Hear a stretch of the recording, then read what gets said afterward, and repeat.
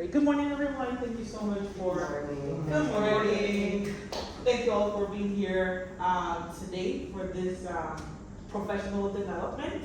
My name is Janet Akinwilling, and today our topic is reducing and eliminating low-level classroom disruption.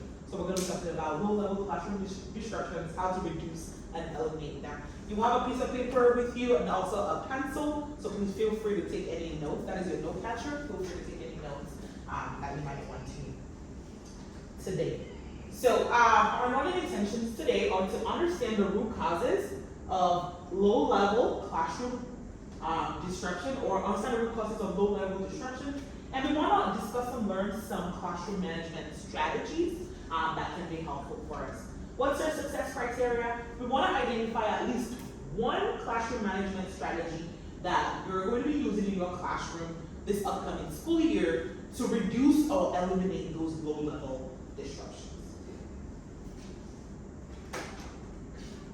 So we are going to go ahead and begin.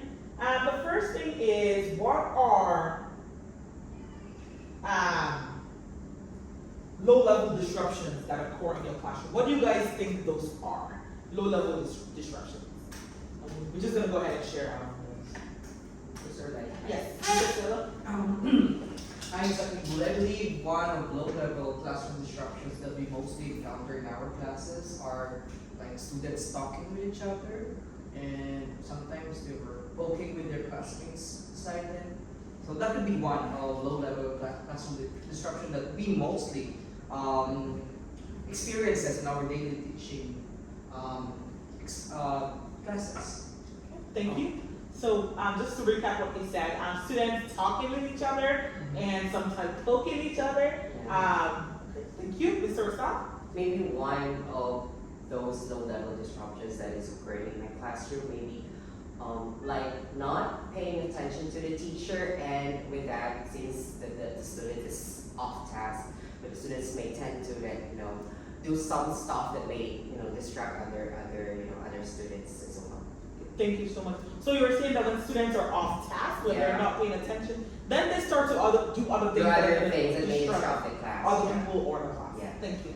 Yeah, mine is like most of my kids, since they are sixth grader, so we know that they're just a kid, so they are just more playful, and then they're not more interested on the lesson.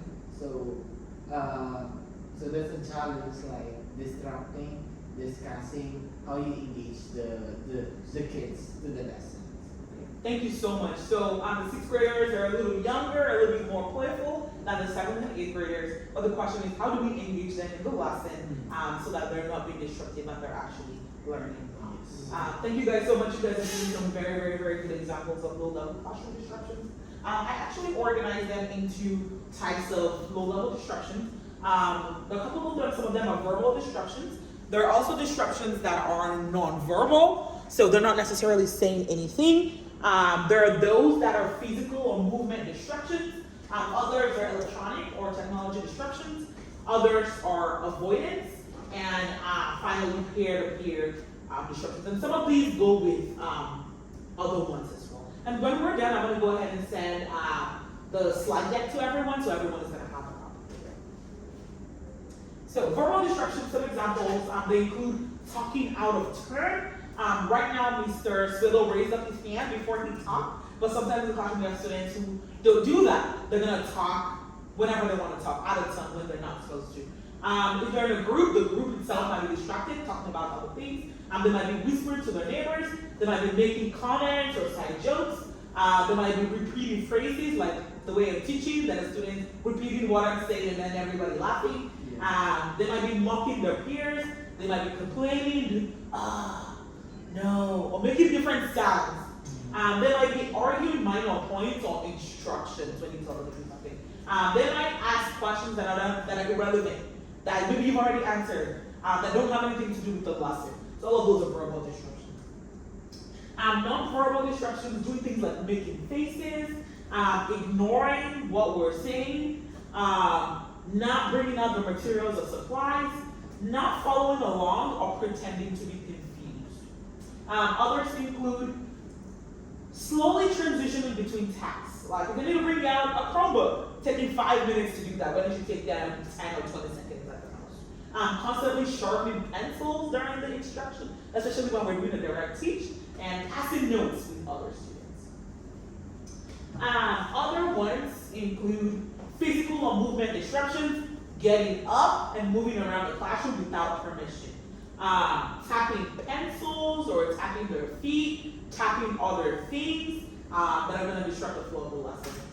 Sometimes kids can be fidgeting excessively. We have these rolling chairs that move a lot, and sometimes they're fidgeting, moving the chairs are making sounds, the tables are making sounds, and then they're distracted, and the rest of the students are distracted as well. This can also include walking around the room unnecessarily. For example, let's say I'm sitting here instead of coming straight here and sitting down. Instead, I go around, talk to all of my other friends before I go ahead and sit down. There's also moving chairs when they don't need to. Touching other people's belongings, touching their friends' backpacks, taking things out of it, hiding their friends or their seatmates' notebooks. Or sometimes we have students doing hair and makeup in the middle of the class. So those are physical and movement ones. Electronic and technology ones, we have students who are checking their phones under the desk. We have those who are on other websites when they're supposed to be on Echo or whatever website we ask them to be on.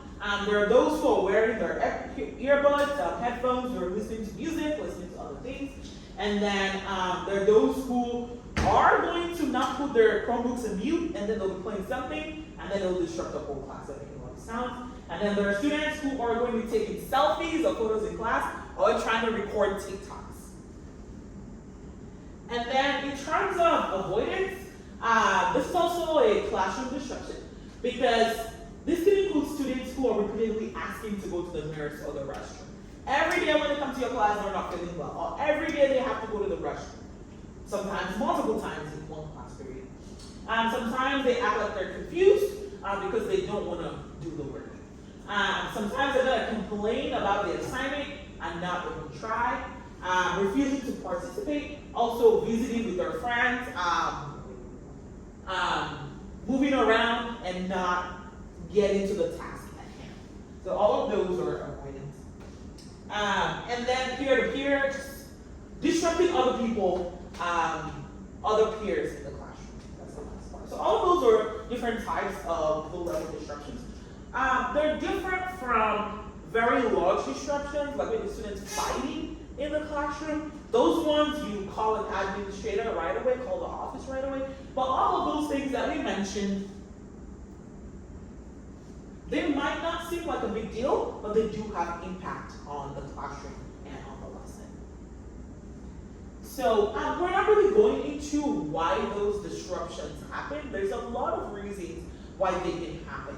A lot of them have to do with maybe motivation, classroom management, how the students are feeling maybe emotionally. There's a lot of psychology behind that. Our school routines and procedures. But today we want to basically focus on can we reduce them and eliminate them.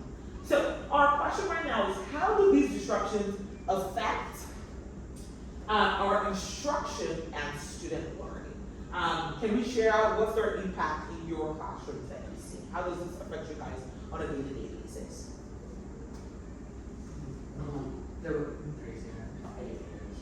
Okay, Mr. Solo, go first.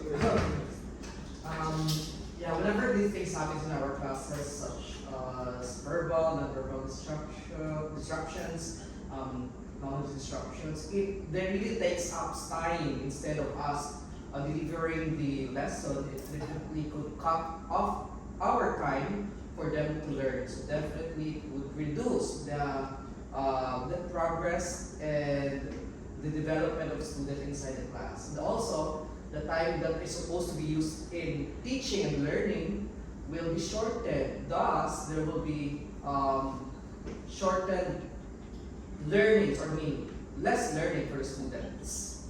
That's probably one, but there could be more. Thank you. Mr. Rosar? Actually, some of the the impacts of the classroom were already mentioned by Mr. Swallow, but one thing that this disruptions, or low-level disruptions, may affect delivery of the lesson is that the teacher will be distracted, okay, because of those disruptions. And then second, there will be no, second is that the students, some of the students will be affected by those disruptions. So some students will be like, for this, will be off task as well. Okay, and then third is the teacher will have a hard time, to finish the instruction for that particular day. So basically, the objectives will not be met. The objectives Yeah. will not be Yeah. met. Thank you. Anything else? What the main impact is to the learners, to the students. So especially like if there's only one distractor, and then they affect the entire class. So it means like it's very like for me it's selfish to that kid like misbehaving. So how they get the learning from the discussion. So as a teacher, so you should managing time management or classroom management is one of the key things. Thank you all so much. You guys are all exactly correct. Like Mr. Swillo, Mr. Rosal said, it takes away from the learning itself. The time that students are engaged in learning takes away from that. Mr. Rosal said the objectives will not be met. And that is indeed true. The objectives cannot be met when those low-level disruptions are happening. Also, Mr. Bartolota said it's not fair when you have maybe even one student being disrupted, but it's not fair to the other students who are not being disrupted. In my own experience, this type of disruptions, they really change the atmosphere of the classroom from one where we're engaged, we're learning something, we're working on something, we're enjoying the lesson, we're asking questions, to one where our attention is on something else or someone else.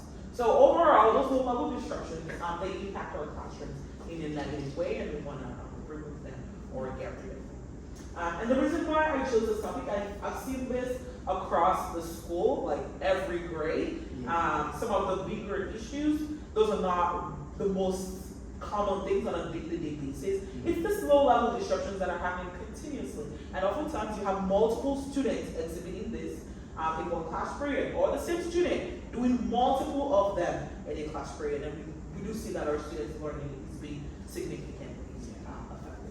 So thank you all for sharing. That was amazing. And you guys raised your hands at the beginning. You talked in turn, not out of turn. And that's what we want our students to be doing, to be able to express themselves, answer the questions, contribute to the discussion, to what we're learning, but in an organized manner, which you all have done. So thank you. Okay, we are going to go ahead and move on. We've talked about what's the impact of those low-level disruptions, lost instructional time, lowered academic achievement for the disrupted students and their classmates, decreased student engagement and motivation, and the one that I forgot to go over was teacher stress and frustration. One of you gentlemen talked about the fact that the teachers, they're also going to be distracted, they're going to be stressed, the flow of the lesson will not be as it should go. And one thing that this can lead to, teacher stress and frustration, is teacher turnover. If teachers are experiencing this over and over again throughout the whole year, multiple years, they might not want to stay at the school, they might not want to stay at the grade level, they might want to go elsewhere, and in very extreme cases, they might want to leave the profession completely because they're putting in effort to ensure that the classroom is a beautiful space, the students are learning, their class objectives, subject objectives are met, but when they're encountering low-level disruptions, this can be the results of that. So, as you guys have already said, management. The answer to low-level disruptions is management, classroom management. And what is classroom management exactly? It is how you ensure that the classroom is running smoothly. A lot of times people think it's only about behavior and discipline. That's a huge part of it, but it's not only about that. It's how is the classroom going to run smoothly? How is the flow that you've imagined, that you've written down in your lesson plan, that you've, the timing that you've planned out, how is that going to be able to happen? Classroom management is also preventing disruptive behavior. It's managing behaviors when they're eventually disruptive. It's the techniques that we use to keep students engaged with what we're doing. How do we keep them engaged in the lesson? And part of classroom management is the content. The content that we're teaching, what type of content is it? How are we teaching? And then our own conduct as well. What are our own teacher behaviors in the classroom in addition to student behaviors? So all of that together is classroom management. The picture on the right talks about classroom management strategies for teachers. And these 5 things are 5 parts of classroom management, if you will. I'm going to say number 1, establish clear expectations. Students need to know what the expectations are. Number 2, building positive relationships. And that is between you and your students, but also between your students as a whole, between the classroom as a whole. Also establishing classroom routines. I think number 1 and number 3 go together. Now when we're talking about expectations, we're also talking about classroom routines and procedures. And then number 4, using positive reinforcement as much as possible. And then number 5, ensuring that students are engaged actively. So that's what classroom management is. Well, in the short form. So that is the short version. Mr. Bertolota, please can you read the first bullet point for us? Alright. Classroom management, create a classroom that is organized, consistent, culturally responsive, and integrated for effective instruction and effective student learning. Thank you so much. So when we're talking about classroom management, we want to create a classroom that is organized. It's consistent. Students know what to expect each day when they come in. There's that consistency there from the classroom itself and from you as a teacher. And that is culturally responsive, where we're taking into account our students' backgrounds, what we know about them, and using that to inform our decisions. And a classroom that is integrated. Things are flowing smoothly and ensure that we have effective instruction and effective student learning. And then the next one, Mr. Solo, can you read that first, please? Sure. Engage and communicate with students and families in an ongoing manner.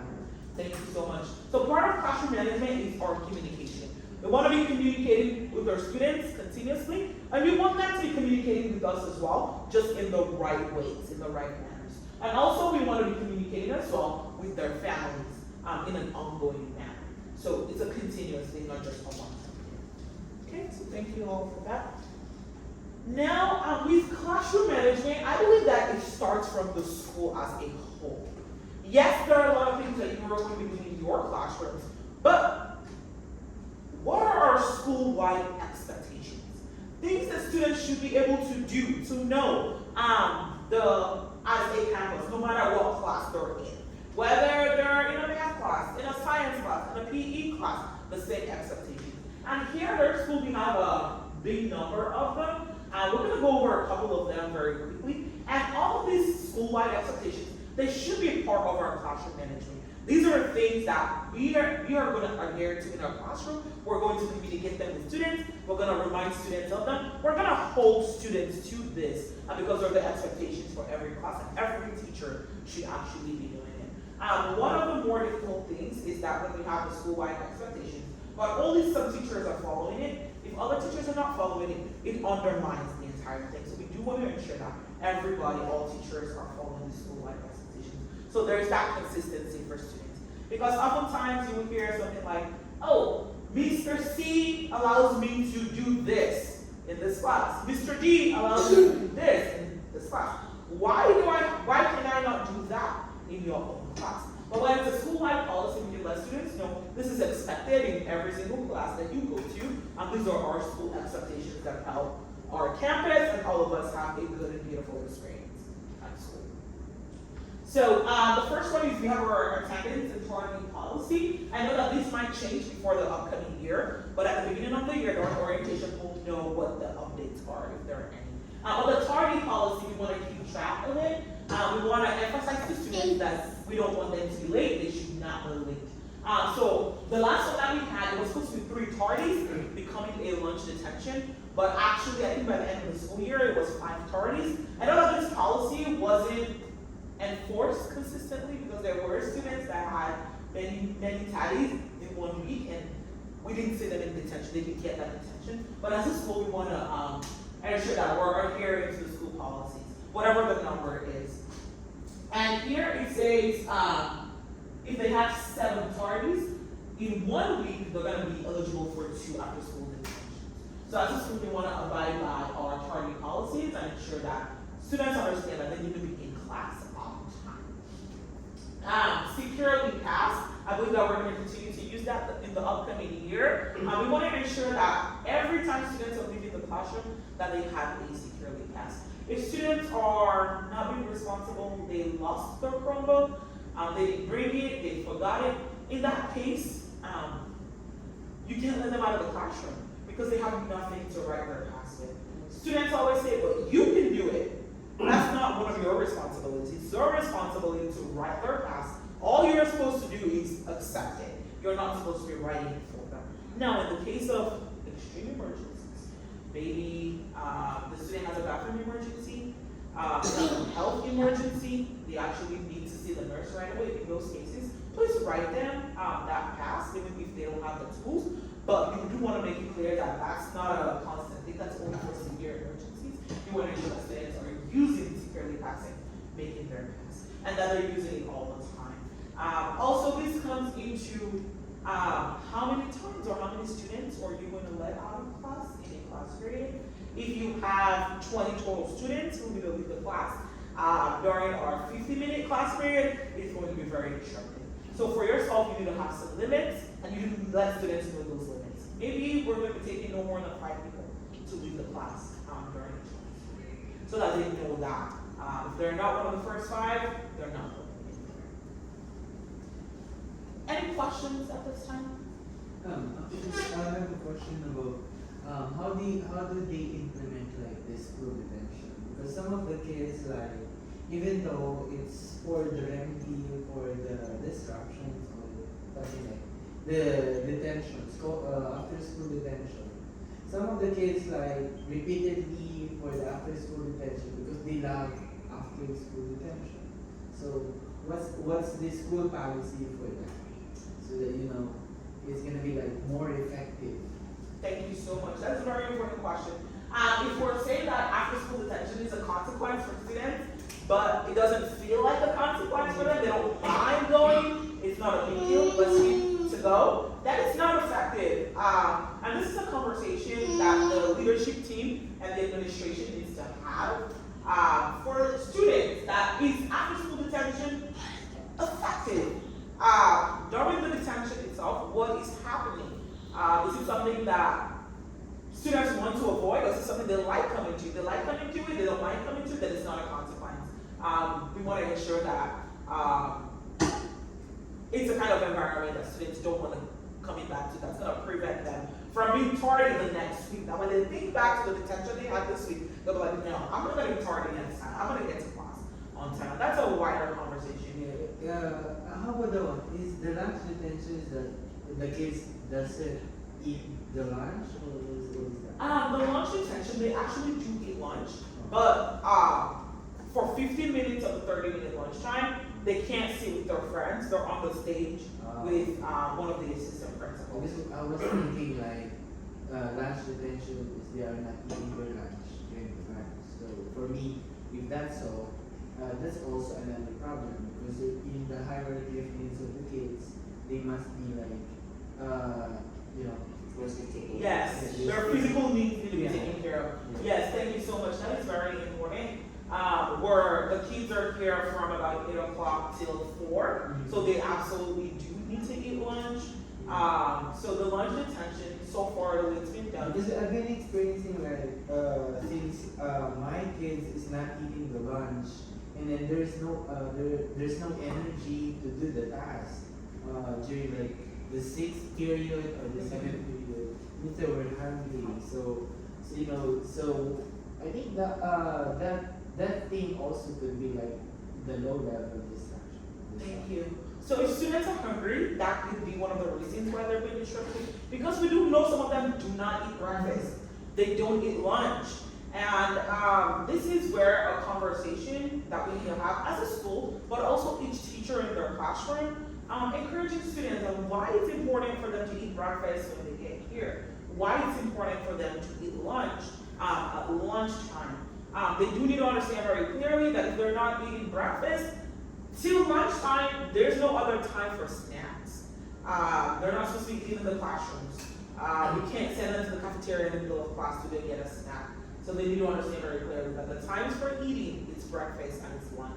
And they need to ensure that they have enough food so that they can have that energy to be able to participate and have a good class. So that's something to keep in mind. We'll bring it up with administration, emphasize that a little bit. But that detention piece of it, also we want to ensure that if students are getting out of lunch detention, that it once again feels like a consequence, that it's something that they want to avoid, not something that they actually enjoy, that they don't mind. We don't want them to be on the stage hanging out with their friends who are also in lunch detention and enjoying the process. No, that's not the goal. They should not want it. So that's a bigger conversation. So thank you all for that. Let's see, a couple more school-wide expectations. The one on the left, this is a pretty big one. So there's 4 things on the slide. There's this part of it, and then there's just a word here called expectations, and then first and last on the top. So with respect to restrooms and transitions, students are pretty familiar with it, but we do have to hold them to that.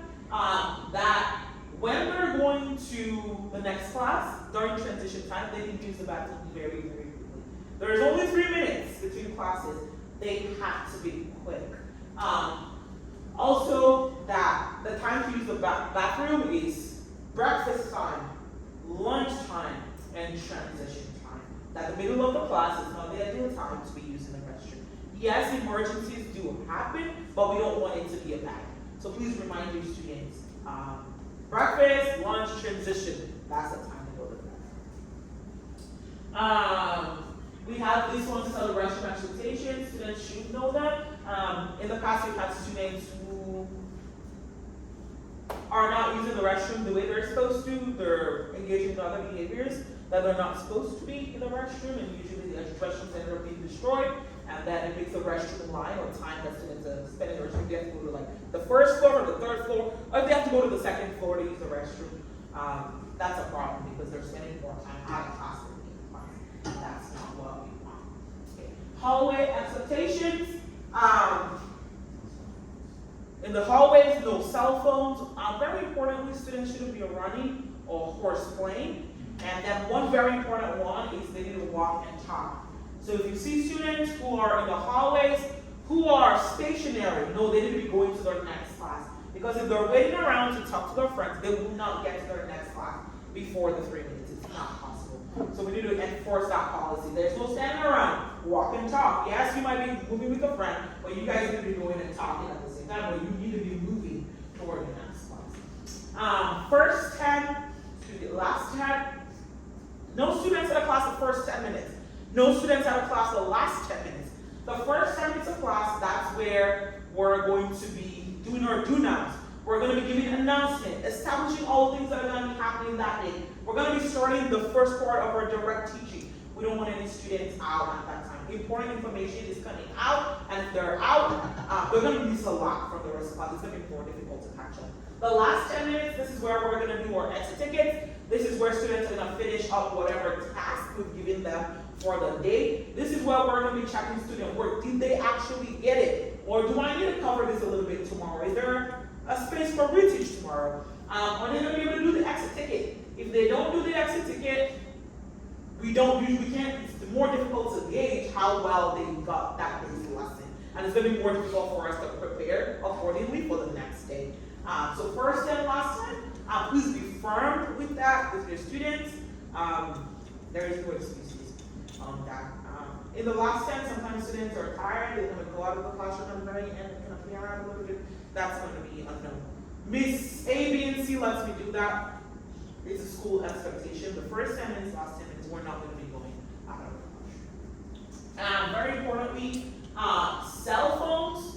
This past year, the cell phone policy was helpful, kind of, but it wasn't enforced consistently across all the teachers, so that was a little bit of an issue there. We want to enforce that completely, but please, if a student is refusing to put away their cell phone, don't wrestle it from them.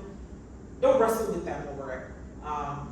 You don't want to be like touching the student or something. If they refuse, go ahead and leave them alone. Let them know that they've gone against a classroom and the school policy, and that there will be the consequences for those actions. So, but if they do give it to you, you want to take it away from them. You don't want to leave it with them where they continue. Yeah, in terms of cell phones, I think the whole Texas, I was read about the bill signing to a bill with Governor Abbott that no cell phones for the entire school in Texas. Like those cell phones are allowed to use. Yes. Yeah. Has this been signed yet? Has it gone into law? I think last week, yes. It's already signed. It's It's already approved, I'm not sure. it's already signed. It's already signed. Okay. Yeah, last week. Thank you. Yeah. And thank you for mentioning that. That's a very important one. And this is where So the government they are like supporting us the one of the distractor Yes. the cell phone. yes, the cell phones are actually a huge disruptor for most of our students. So if it's actually approved, I'm not sure on that, but we're going to look into it. If it's approved at the beginning of the school year, we do want to let students and parents know that this is a law from the government, and we're not going to be breaking the law. We're going to follow the law in our classrooms. A lot of students say, "I'm calling my mom. My mom is calling me in the middle of class." These are things that, as a school, we need to communicate with parents. And this starts from the administration side. That if they have something to communicate with their students, please call the school. They need to save the school number on their cell phone. Call the school. Whatever they need to tell their kid, the office will ensure that their scholar, the student, gets that information. But in the middle of class, it's a big distractor when they're calling their students. It's my mom, I have to pick her call. Or my mom is texting me in the middle of class, I have to respond to her text messages. That's a no on that one. So that's one more thing for administration to ensure that they are communicating with parents, that it is a school, not just a school, but a government policy. The waiting part is when you're getting things not working. The music got changed and it's not working. Thank you. I'll come help you in a little bit, okay? Go relax. This thing was wacky sweet. Yeah, I can see that. Oh, wait, yeah, almost done. This is Thank Governor you. Abbott. So that's one example of a local level disruption. When you have a student coming up to the teacher in the middle of the lesson and saying, asking for things, asking for help when they're not supposed to. So, yeah, we'll talk about those a little bit more shortly. Okay, school-wide expectations, why are they important and necessary? Just very Oh no, we briefly. can't Can we go say off. one word about it, please? For school. Oh no, Safe. I can't go off. One word. The kids go off. I can't go off. You'll be able to just The kids go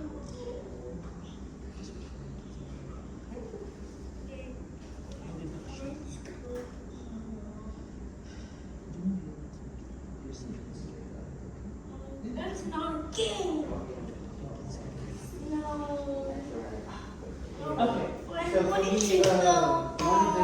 one of the importance and necessary for the school-wide expectation is for the safety of our students. Thank you so much. School-wide expectations are very important for the safety of our students. We want them to be safe. Anytime they're on the campus, we want them to be Yeah, because we sing like a year during I wanted to go. during the transition period. There's some fight. In the restroom, there's some fight. They're damaging all the furniture, the doors, and something. So one of the for me that's the importance of expectation. In connection to safety, of course, if the students are safe, then effective teaching will happen, effective learning will happen. Thank you. We need safe classrooms for effective teaching. Oh no. Yes, Mrs. Soto. Of course, it is, at the end of the day, it should be answered on the goals of the school rather than what the learning that they should be All right. So thank you so much for those responses. Those school-wide expectations, they ensure safety in and out of the classroom, and also they ensure that our classroom goals or our school goals are being met. So now, apart from school-wide expectations, we have our classroom expectations and routines. I think they're a very big piece of classroom management and reducing and eliminating low-level disruption in the classroom. So we're going to talk about a couple of them, but the idea and the hope is that before the first day when your students come, that you will take some time during our orientation week, back to school week, and plan out your classroom procedures, your strategies, your routines, that you'll essentially make your own PowerPoint, that you'll figure out when and how you want to teach students these routines so that they're used to it, they understand it for the whole year. There's actually a lot of them, but I think it's really important to go into their details and ensure that those details, you know what they are before students start studying. And the first thing that I put on here, classroom routines, procedures, and expectations, is sitting charts. So sitting charts, I believe at our campus are an absolute must. Some teachers say maybe sitting charts aren't necessary, but for our campus, in pretty much every classroom that I've been to, I think sitting charts are necessary, especially in the beginning of the year. At the very end of the year, if students have earned that they can see wherever they want, closer to the end of the year, you can do that. But at the very beginning, you should have a sitting chart. So sitting charts is that they must be ready on the first day. The hope is that as students are walking into your classroom, they're coming in, you've graded them, they will be able to find their seat. Ideally, you want to have the sitting chart on the screen. Okay, you want to have your own copy of it so that students can't figure out where they need to sit on the screen, you can help them out. Or you could choose another method, the ones where you put them on the desk. It's up to you. But the very first day, students come in, they need to be sitting in their assigned seat. And you want to set that expectation for them. That assigned seats are necessary, they're important. That is what we're going to use. It is a non-negotiable. If you have IEP and 504 information before the first day of school, then go ahead and use that to make your sitting chart. 1 minute, please. I need to pee. Okay, so IEP and 504 information, if you have access to that before the first day of school, and if it says that the student should sit in a certain location, you want to incorporate that into your sitting chart. Of course, you will get more IEP and 504 information like in the first and second week, and this means that you might have to switch up that sitting chart that you've made.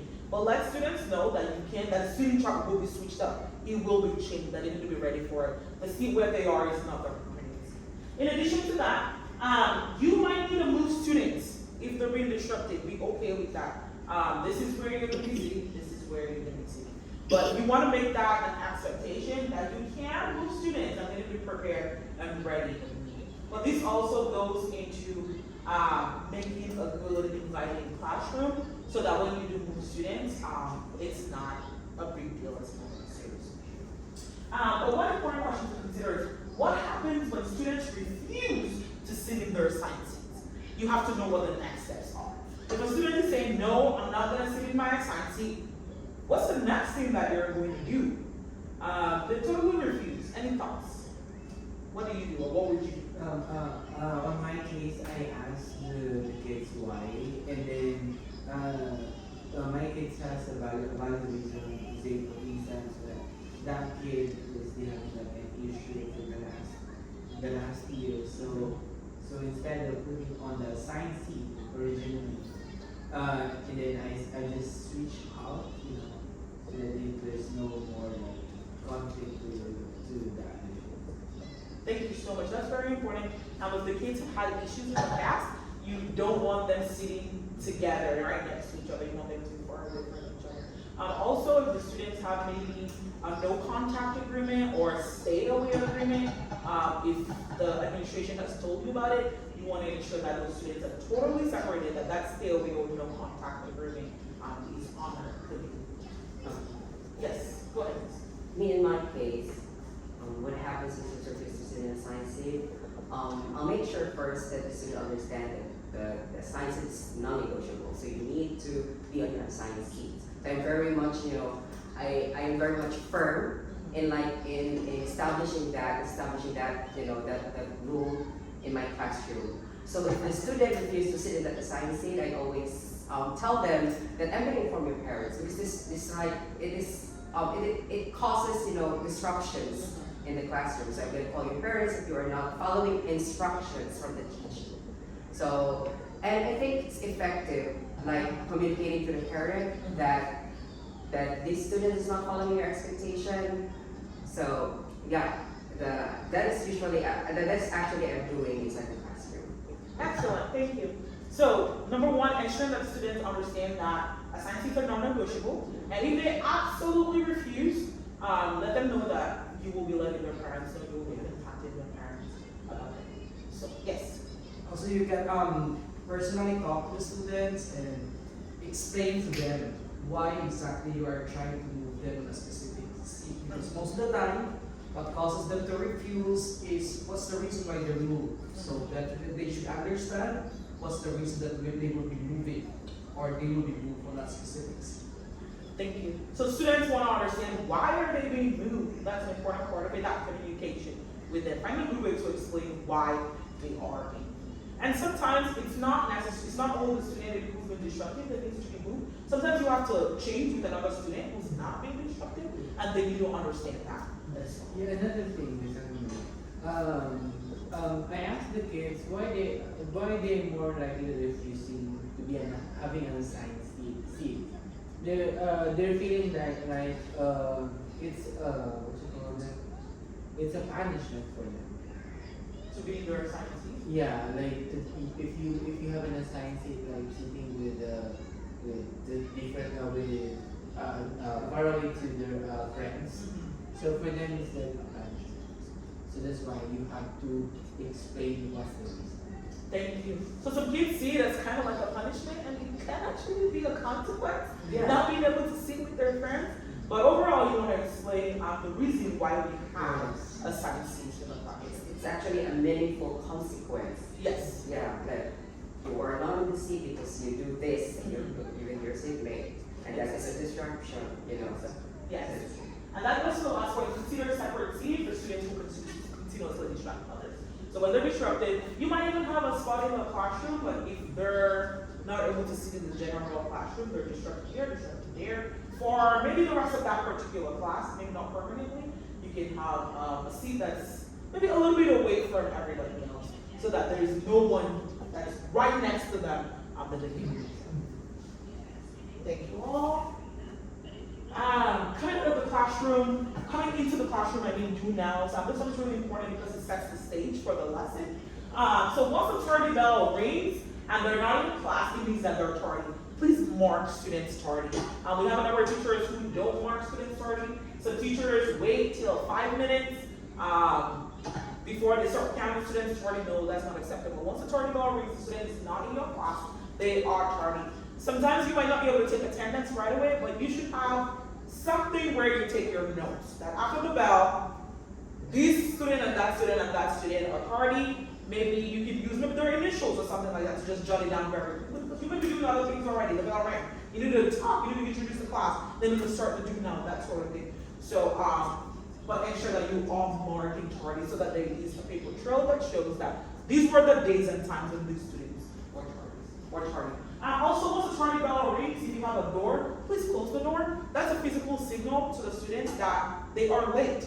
And you're going to let them in eventually. But once the tardy bell rings, close the door. It's a physical signal to them. When they come to class, students must sit down. You have to make that an expectation when they come in. They're not going to be hanging out and talking to all their friends. No, they're going to go straight to their seat, bring out their materials for the day, and then start on the do now or bell ringer. Over here, usually when students come in, you should have some sort of agenda slide. A lot of teachers do that, but ensure that you have some sort of agenda, what we're working on today. So as they come in, they can look at that. Because students will come in, are we doing something today? Are we working today? The answer is yes, of course, we're going to be doing something today. But they should be able to see what that thing is. Also, they should be able to see what materials they need. Like, you might have a little section, what you need for today or something like that. Chromebook, notebook, pencil. So usually it's not a lot of materials. It should be somewhere in your agenda slide, and students should know once they come in, they have maybe 30 seconds to bring up their materials, and they have 2 minutes for the do now, or 3 minutes for the do now. So for the do nows, you want them to be short and sweet, ideally under 5 minutes.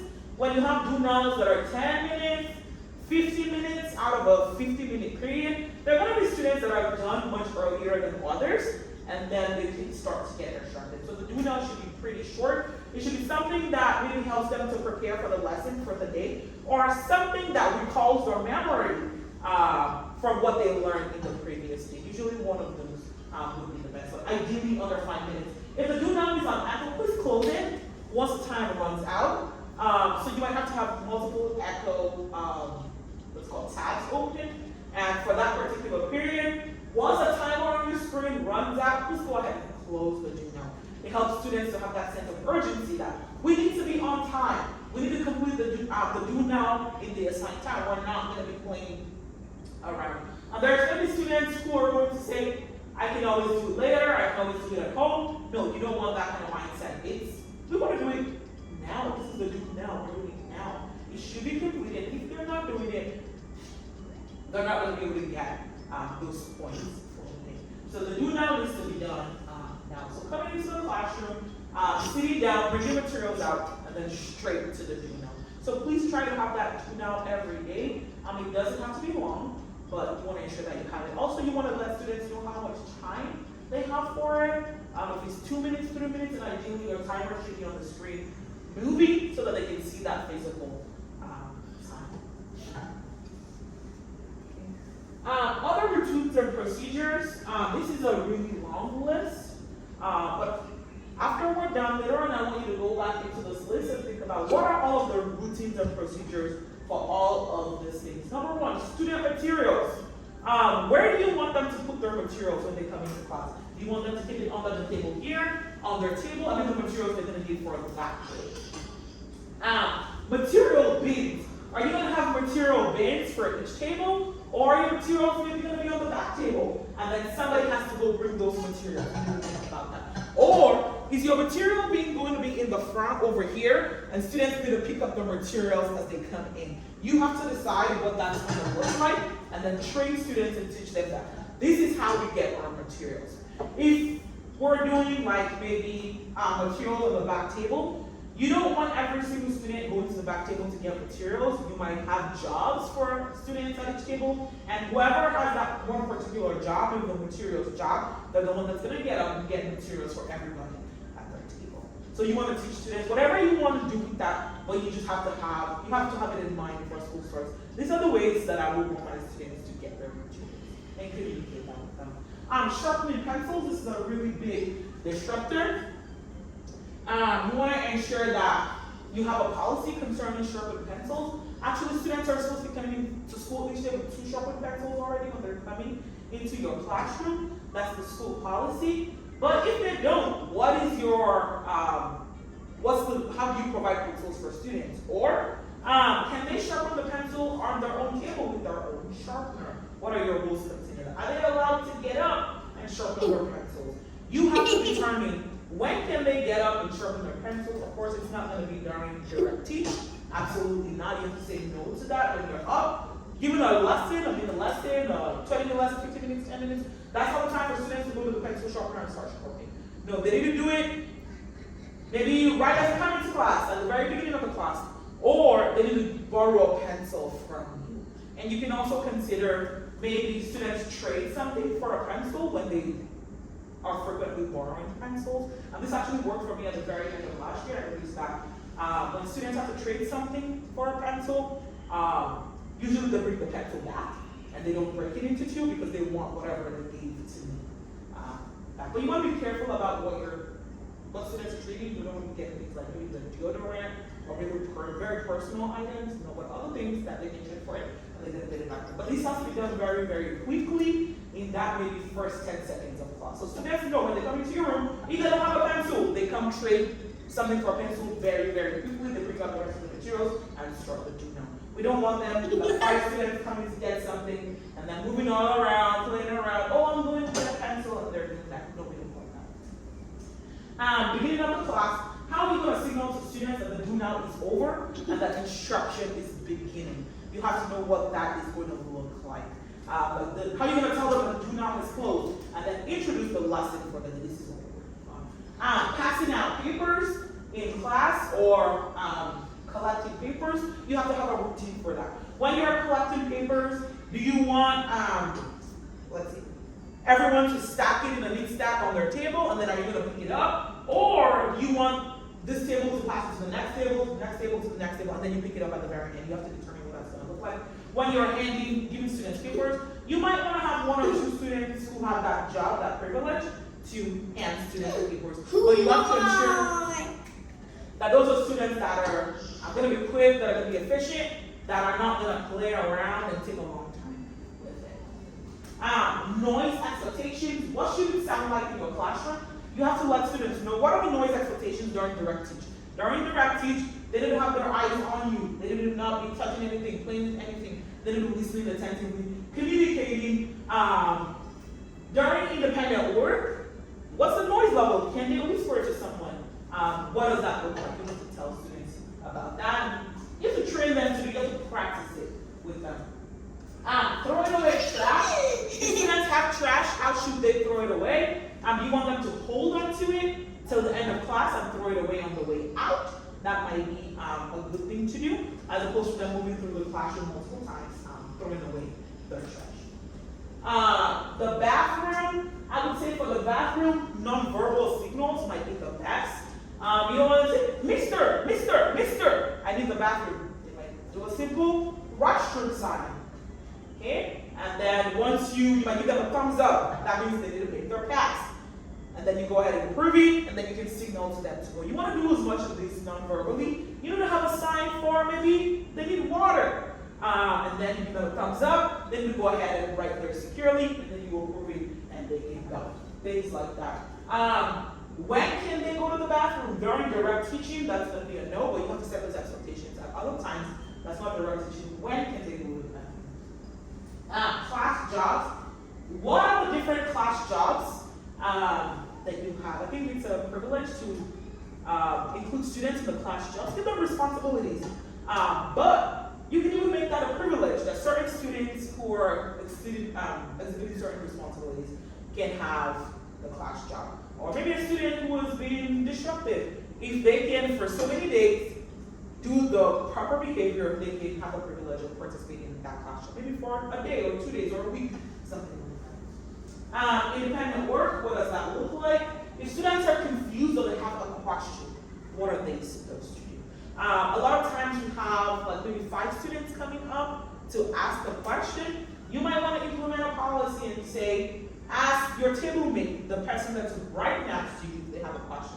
Or maybe ask 2 people. The person that's right next to you, if they don't know, maybe the next person, and you guys talk about it. If all of you on the table can't figure it out, then that's the time where one of you raises your hand and signals your teacher that we don't understand this or this is not clear.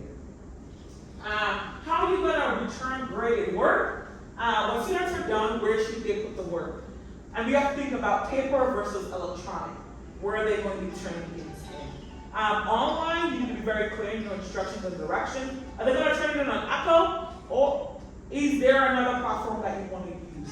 Usually it's Echo. If they're doing it on paper, how are they supposed to turn it in? Are they supposed to bring it up for you to check it? Are you going to go around and check it and then pick it up? You have to determine what that's going to look like for your classroom.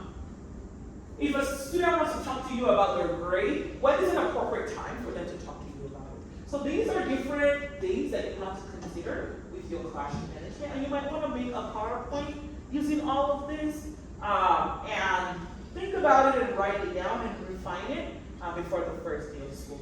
But then in terms of teaching students, you have to determine how much of it are you going to teach each day, because you don't want the first week, all the lessons you're giving are only about procedures. No, you don't want that. You want to do, of course, routines and procedures.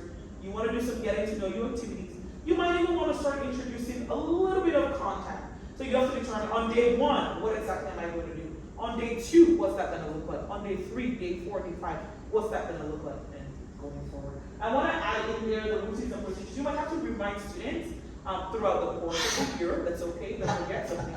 Remind them about it because always you want them to know what it is they're supposed to do. And very quickly, the other part of classroom management, apart from expectations and routines, is relationships. We want to know our students academically, personally, socially. The more we know about them, the more we can build an environment that's curated to them, that works for them, that best suits them. So these are some getting to know you ideas. You can click into this and it shows you the protocol. There's many of them, but you want to think about which ones are going to be the most appropriate for my classroom. You're not going to be able to do all of them, but you want to have some. And in terms of relationships, you want students to also know you as well on a personal level. You don't want to share things that are too personal, but there's some basic things that you would want to share with them as well. As you're getting to know them, they should also know some things about you, but not too personal. Don't do that on your social media or yourself. Things like that. So relationships are very important. From the first day when students come in, you want to start building those relationships with them. You want the relationships to be positive. You want the students to know that you care about them, that you want to know what their interests are, that you want to know who they are, apart from their academics. Their academics are a huge part of their life, but it's not the only part of their life. You want to know about their family, what does their home situation look like, some details, what extracurriculars are they interested in, did they do in the past, what are they trying for the first time this year, things like that. So you want to build those positive, good relationships with students. Also, positive reinforcement, things like verbal praise. When students do things correctly, you might say, Mr. Swallow, thank you for raising your hand when you were answering the question, or thank you for using securely appropriately. Thank you for maintaining the appropriate voice level. You can do this individually for a student, you can do it for the whole class. Non-verbal praise, you might give students a thumbs up that they did a good job with something, or you can write something down, you can give students positive notes. I really like how you did this way. There's some students that might not like if you say something out loud to them, but a lot of students would like to see a positive note from you when they did something well. Positive notes home, positive emails, positive phone calls, that can really boost students as well. Feedback on assignments. When students, it's not only the things they didn't get right that you want to highlight in your comments, you want to highlight the things they did well and show them, I appreciate how you did this, you did a good job with this, or this went well in this assignment. And because a lot of students don't know how to check your comments on Echo, so please show them from a student's perspective where they can check the comment box and see what your comments are. Also, some positive reinforcements for students who meet certain criteria that you have set. You might give them some time and they can play a game for 5 minutes on their Chromebook because they met certain expectations. And you make it clear to them, it's because they met this expectation that they're getting that extra time to play the game. I'm glad you had works. Box was use this well. Make a lot of copies of it. When students are doing things well, you want to give them those Gladiator box and then they can use those to get internal Gladiator. So you don't want to give it out too much because sometimes there are students who are like, I have 500 Gladiator books from this week. And that's a lot, okay, not at that level. You didn't really think about when you were giving it, but when students have been doing something very consistently, you want to give them maybe $1 Gladiator box. So just think about the amount. You don't want to give them $10, $50, no, that's good. Classroom prizes, you have to consider that it could be a possibility, maybe possible for the whole classroom if we're able to meet certain criteria as a classroom. Choose the rewards carefully. Choose it carefully. Don't promise things that you can't deliver, and think about it and give it as soon as possible, as soon as you're able to. Or you want to let students know that this is what the reward will be as soon as possible because they were able to do this. And then on the flip side of that is consequences. If students are not doing something well, some consequences you can use is an immediate redo. That means, let's say a student is coming into the classroom really loudly. You can tell them to go back out and come back in the right way. That's not the right way to come into the classroom. So if it's something they can demonstrate a good way to do it right away, please have them do it immediately. You can move their seats. You can make the students sit alone if it's necessary. This one we haven't really been doing at the school, but I think it's going to be important. If it's to a level where they cannot be in the classroom, classroom, you can ask them to go to a buddy teacher. So you have an agreement with the teacher next door, and the teacher has the agreement with you that your student is being so disruptive they cannot be in the classroom. They might need to move over to that teacher's class and get their work done there instead of remaining in their classroom and continue to disrupt. You might have to withhold access to class materials if students are maybe using scissors improperly, not properly. If they're throwing the color pencils or the crayons everywhere, you might put a stop to it and say, for this student, you have no access to crayons, no access to these materials because you're not taking care of them safely. And let the whole class know that as well. If somebody is not using our materials well, we're not going to continue to give it to them. If you have certain students who are breaking their pencils every day, you're not going to have them get a pencil every day because they keep breaking the pencils. You have to withhold that access. But when they're able to demonstrate that they can use the materials safely, gently, properly, then they can continue to use them. You might want to use behavior theme sheets when students do things that are really bad, that are disruptive, very disruptive. You might have, and check the internet for different ones, where they write something that shows they've thought about what they did, why they did it, and why it was not a right choice, and what they intend to do about that in the future. So you might want to do that as well. If they do something to someone else, you can have them write an apology letter. In that case, let their parents know this is what they did to the other student. I'm requiring that they apologize in writing to the other student. They have to take responsibility for those actions. So those are some consequences you can use in the classroom. Please use the behavior matrix. There are some things that you need to let admin know right away. Please do that, or things that you have to write a referral for right away. And there are some times when the low-level disruptions are so many, refer to that behavior matrix and write that referral for them so they can have a conversation with the administrators. As much as you can handle in the classroom, you want to, but if it's at a level where it's completely out of control, you want to make sure that you bring the administrators in. Okay. And then finally, engage in content. You want to ensure that your content is engaging, that your instructions, your directions, that they're well stated. And also that the work that you're giving to students, that it's not too much. Can they realistically complete it in the time that you've given them with the resources that you've given them? Or are they going to do a part of it today and then do another part the next day? So that's one thing that you want to think about. For students, if the work is too much, they might feel overwhelmed. So you want to introduce them to maybe half of the work, some of the work on the first day, maybe if it's a project, and then introduce the next part of it on another day. Because you don't want it to be so much of, oh my goodness, this is just so much, and then they feel overwhelmed. I'm like, you know what, I'm not even starting.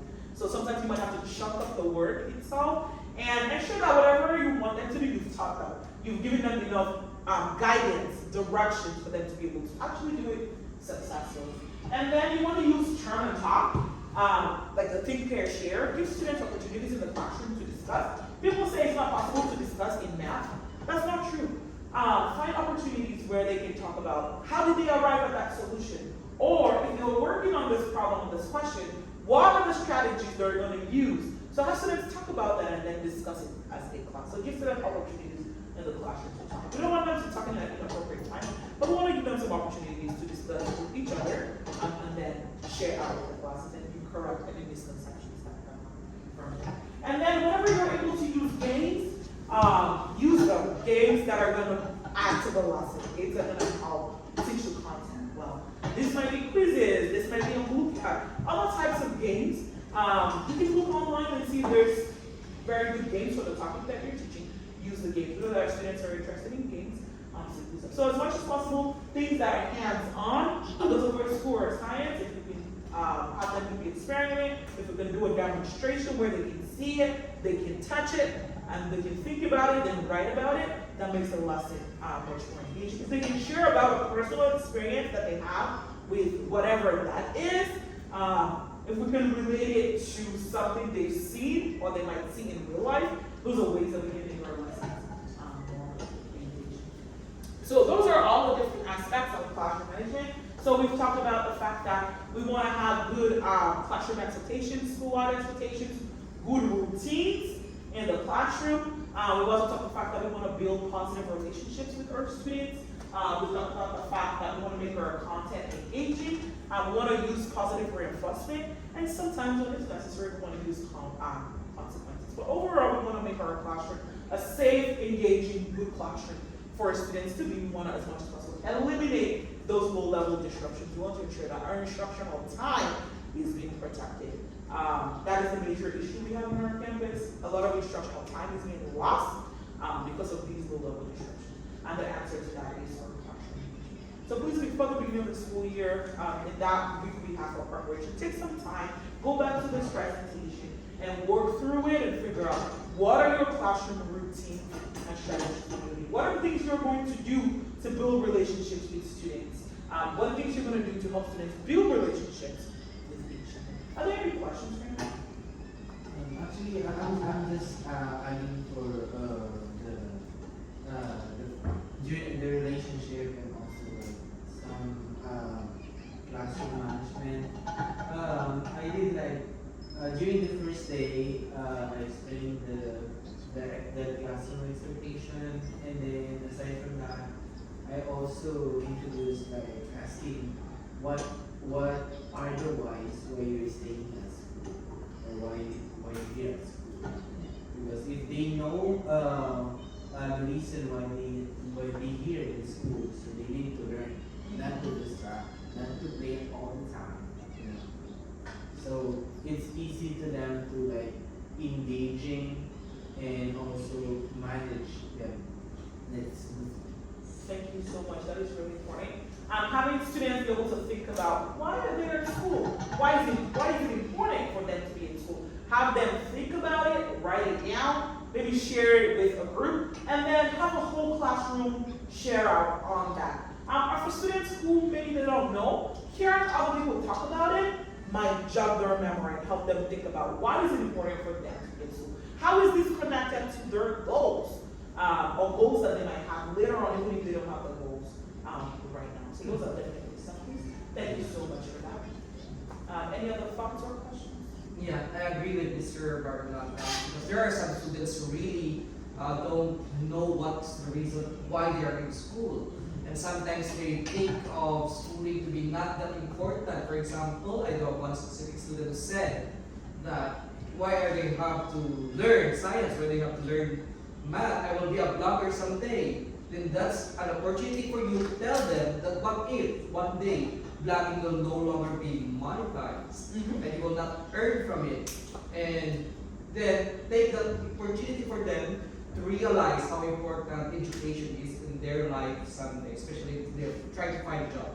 They really have to get a graduate and get a certificate. And for order for them to get a decent job and a decent salary. So that's one way that students understand and appreciate education. So I agree with Mr. Bar. Thank you. So when students express themselves, using those as teaching opportunities to help students understand why their education is important. yeah. Another thing that I could share. I have a kid it is it's on the middle of the school year. She stopped tired doing the works and so on. And then she asked me Mister, why do we need to study? Why do we need to study at all? Because it is necessary. No, it's not. What they give some example like Bill Gates, the owner of the CEO of the Facebook.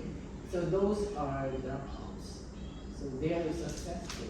So you're saying to me, if we do education, we're becoming successful. So why are those dropouts having a billionaire right now and so on and so forth? So I just explained yes, it is possible, but then they have the skills that they have. So if no, so you should do your education.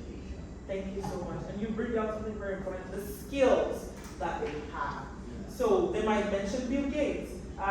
Before he dropped out, he had some skills that he was able to use to make his company successful. They might mention maybe the CEO of Facebook, but he had some skills that he was able to use to make his business successful. So talking about it in terms of skills, have they mastered certain skills that are going to help them be successful down the line in life? And you also want to let them know the people who are the top CEOs who maybe didn't go to college, there are very few. Most people have a lot of education, they've taken the time to learn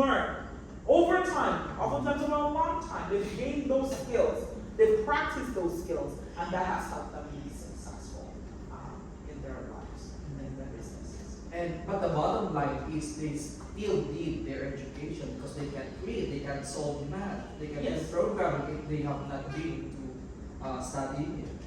I mean in school. So the basic learning we will always be coming from the educational system in the school as well. So they Unless they do have their inborn talent, that's what you said, or skills that can still be honed and be improved and enhanced in the school setting. It's still important. It's good. So students might have their inborn talents, but they want to go ahead and hold those talents. They want to grow them, develop them in a school setting. Yes. All right. Thank you all so much.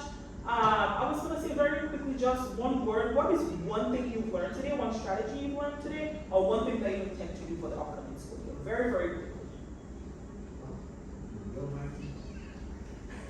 Okay, so for me, I've learned so much from this session.